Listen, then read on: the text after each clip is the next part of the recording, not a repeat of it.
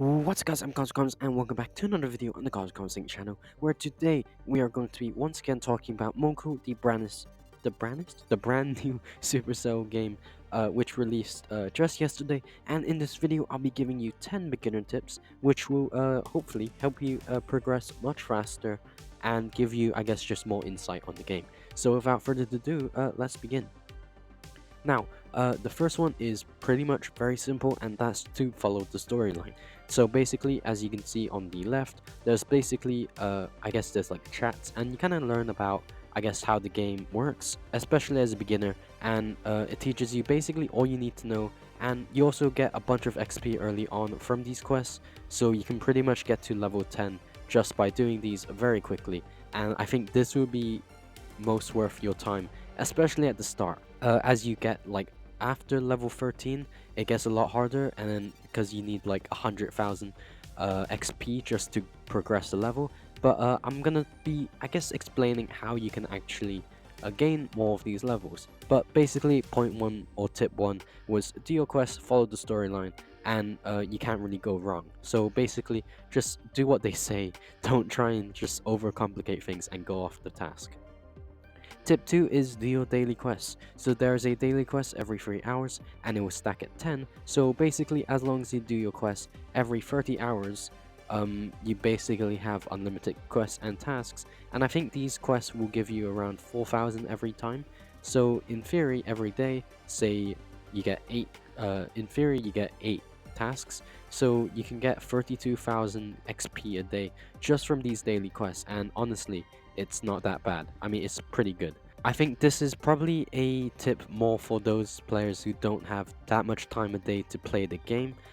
That's probably going to be me soon. But basically, try to prioritize just getting these tasks done, because this is probably the best way you can get XP, especially if you don't have enough time.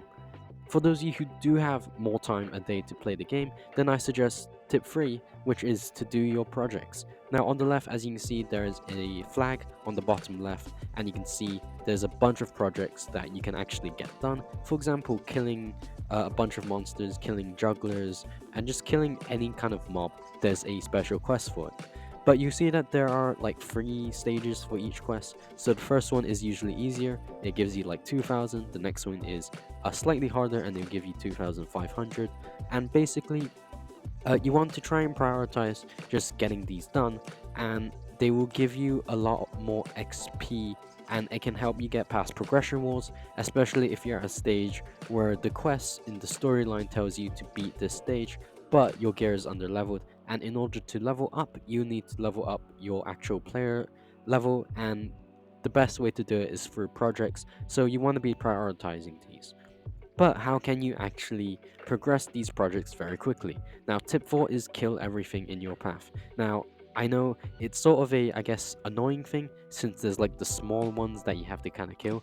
But when you're in like the first area and you're like level 15, it's actually kind of easy, since you just spam one of your attacks or your gadgets and you basically kill all of them in your way. And it's actually really sort of satisfying as well, so I don't know why you wouldn't want to.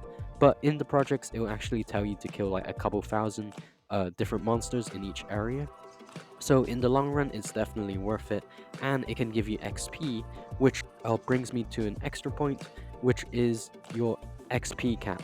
Now, basically, as you can see on the top left, there is an XP cap every day, and there is a 4 times XP as well. Basically, every day you're limited to a certain amount of XP, and in order to get more XP, of course, you kill mobs and you do a bunch of stuff.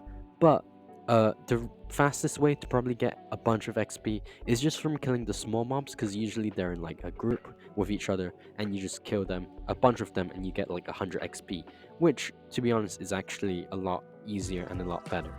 My next tip is to save and do every task you see. So this is mainly like the NPCs you see around. You usually see like a green dot on your mini map, and it might be saving a moco employee, and they give you special quests. And it might even be like those spirits that you save, or like delivering your spirit to the next area, or like giving them an escort. Which, I mean, it might sound boring, but not only will it give you a bunch of XP, it will also help you progress in your projects, so in the long run it's worth it, and you might as well do it. Number 6 is events. Now, you might have noticed that sometimes or every now and then there are events such as the invasion portals or the double XP, and these are actually really good if you want to get as many chaos cores as you can, because chaos cores help you level up your gear, which would definitely help you get past those progression walls, and it will help you progress, I guess, in the long run again. But these events are also really good for projects, since some projects are like destroy free invasion portals, for example. So the only way to destroy these invasion portals are from these quests or from these events. So basically, if you see an event, you might as well do it. It'll help you again in the long run, and it gives you XP as well, and it also has a chance to give you chaos cores, so I mean, why not try and do it? Tip 7 is use AoE weapons. So you might have noticed that different weapons have sort of different attacks, and the one that I use a lot now, I'm like level 14, level 15, and the one I use is Techno Fist. This is one you get quite early on, but the reason why I like it is because you can actually attack multiple enemies with it at the same time. Like, shots sort of bounce off each other, and it's just really helpful when you're fighting like a group of enemies grouped up together, and especially when you're like in rifts in the future, when I guess there's a lot of monsters grouped up in front of you. It's also quite easy to take them out. Other AoE attacks are like the gadgets and the passives. So for example, a good gadget that I use is the pepper spray. The smart rockets are also pretty good. I think that the pepper spray one is exceptionally good though, compared to that one, since it also slows down enemies, and if you're like low health and you need to run away, then that can really help you. The passive that I also use is Smelly Socks, since that gives you, I guess, sort of a barrier around you that not necessarily protects you, but it can damage anything close to you. So it sort of like takes them out, like I guess passively. That's why it's called a passive, and it's really helpful if you actually when you're low health as well, since once they get near you, at least you're dealing damage to them, and you can like heal up. Number 8 is stick in a group or work together, because well, you might be one of those players who are like, oh, there's a bunch of people grouped over there, I might as well not join them and just go on my own this side.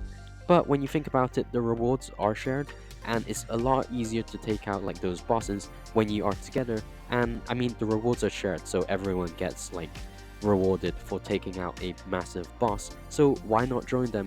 And they will definitely progress a lot faster than you if you just stay on your own, since you would take longer to defeat those bigger bosses. Number 9 is join a chat. Now, there are a couple official moco groups that have been shared. I think there are a couple links on their Discord server, so you can check those out if you want. But there is also a exclusive Cosmic Comics group. Not really exclusive. Anyone can join. The name of it is Cosmic Comics Inc. with a dot at the end. So I'll put the name on screen, but you can join it. I mean, hopefully by the time this video is posted, we'll have a bunch of people, and you can go on it and you'll be like, hey, or does anyone want to help me with like a rift or something? And then hopefully someone will say yeah and join you. And then not only will you gain new friends, but you will also be able to complete the rifts and the tasks that you're struggling to do. My I guess last point is don't worry about cosmetics and don't spend money, or don't really worry about spending money to progress, because if you do spend money, you can't progress. Money is only for cosmetics and buying like mogo, which will get you those very cool looking mecha outfits or costumes or gear. But it's not worth it. Like, if you're low on money and you want to progress, you can't really do anything with money. And cosmetics is just, I guess, an extra way to look cool, and it, as I said, it doesn't affect your gameplay. But yeah, those are 10 beginner tips in moco, and as always though, if these helped, comment below. I'll be interested if you have your own tips. And yeah, as always, this is Consequence blasting off, and I'll see you in the next one. Peace.